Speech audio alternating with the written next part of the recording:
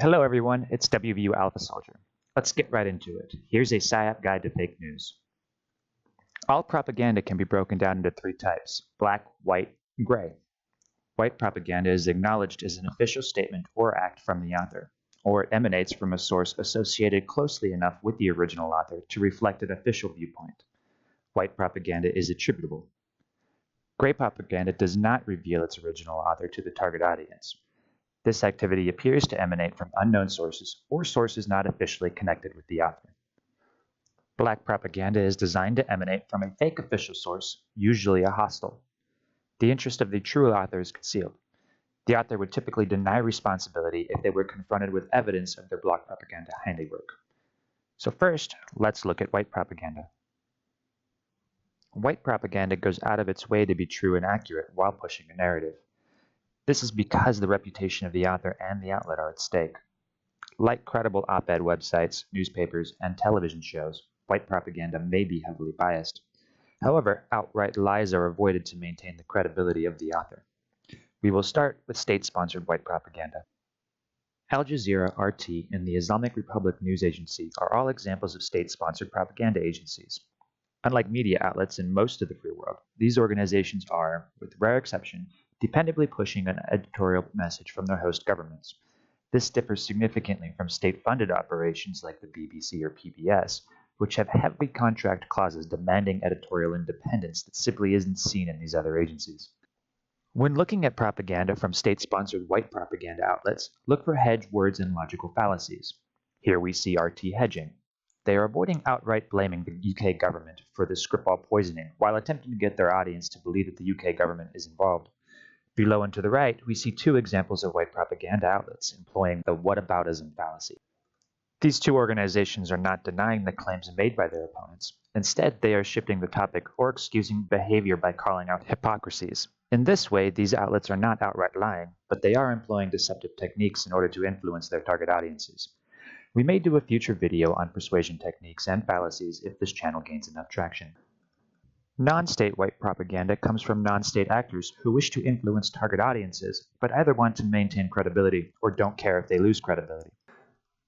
Thomas Friedman is a respected columnist, and while this article is clickbaity, it contains factually accurate, if biased, views. Friedman is unlikely to knowingly lie to his audience, as that would eliminate his credibility with the New York Times subscription base. Friedman is not afraid to push an agenda. He would, I suspect, be afraid to lose his credibility. Some non-state actors use free speech or parody laws to openly spread fake news. Some fake news actors make no attempt to hide their identity.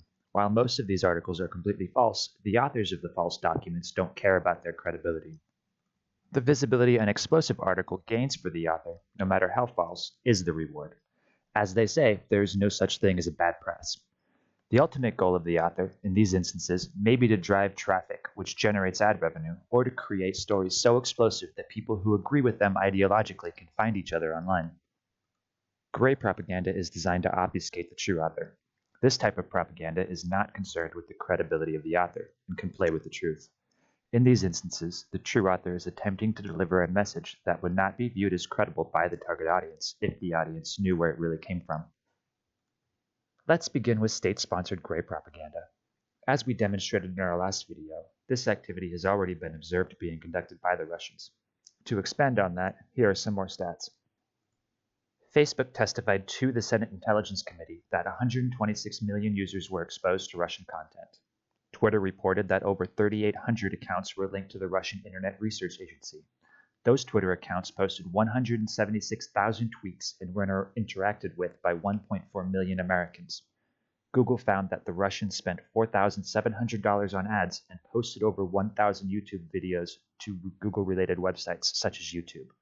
And 10GOP, observed in the middle of these three posts, amassed more than 100,000 followers before his account was shut down by Twitter.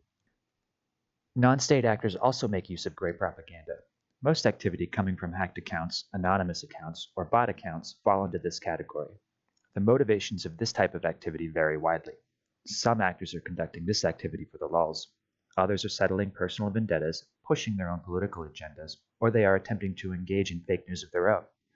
Here we have 4 examples of alleged non-state actors conducting gray PSYOP. A YouTube employee's account was hacked during the shooting, harassing victims and causing chaos. The real account of the Rwandan president was allegedly actually owned by a Rwandan resident looking to cause political instability between Rwanda and South Africa. Syrian hackers briefly crashed the stock market after hacking the Associated Press and claiming an explosion in the White House harmed the president. And lulzsec hackers attacked PBS for what they claimed to be unflattering coverage of anonymous and posted fake news. Black propaganda is the most nefarious of the types of propaganda seen here, and are typically used only in covert strategic actions. These activities are extremely dangerous in nature, rarely conducted, and almost always denied by the author. In black propaganda, the author is pretending to be an official source of a hostile power. In the first example, a fake text message was sent to Americans in South Korea claiming to be from U.S. officials. The message demanded all DoD family members and non-essential personnel leave the country. This message required an immediate response from 8th Army counterintelligence and resulted in a significant escalation in tension on the Korean Peninsula. After releasing large amounts of data from various democratic servers, Guccifer 2.0 maintained that he was not a Russian government agent. To this day, many in the US population continue to believe propaganda that states that Guccifer 2.0 was a whistleblower inside the Democratic Party. This message has consistently been rejected by the intelligence community and computer forensics teams tasked with recovering from the hack. Recent reporting from Spencer Ackerman states that this account is not from a disgruntled DNC operative, but from a Russian intelligence officer. Finally, and perhaps my favorite example, MI6 declassified a black PSYOP they conducted where they infiltrated Al-Qaeda propaganda operations and inserted a cupcake recipe into the code of a magazine which promised to teach jihadists, quote, how to build a bomb in the kitchen of your mom. This operation resulted in the paranoid self-destruction of the most popular jihadist forum at the time, and kept the pressure cooker recipe off the streets for a few months longer than it otherwise would have been. So what? Now that you've seen a few examples of various propaganda campaigns covering the various types of fake news, from hackers to nation states, I'll leave you with a few takeaways. If it sounds too good to be true, it probably is. Always check your sources. Not every instance of propaganda is Russian. Hopefully this presentation has demonstrated the variety of sources this stuff comes from. When evaluating articles, use multiple credible sources. Look for errors that suggest that a source might not be credible. A lack of HTTPS where it should exist, or an odd URL is a good indicator that something is wrong. For social media accounts, be wary of personal accounts who only post political commentary. If a message looks suspicious, search for it. If it's being posted verbatim by multiple users, chances are good that you're talking to a bot.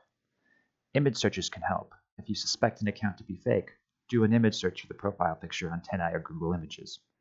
When in doubt, some tools exist to help users spot fake accounts, such as botcheck.me.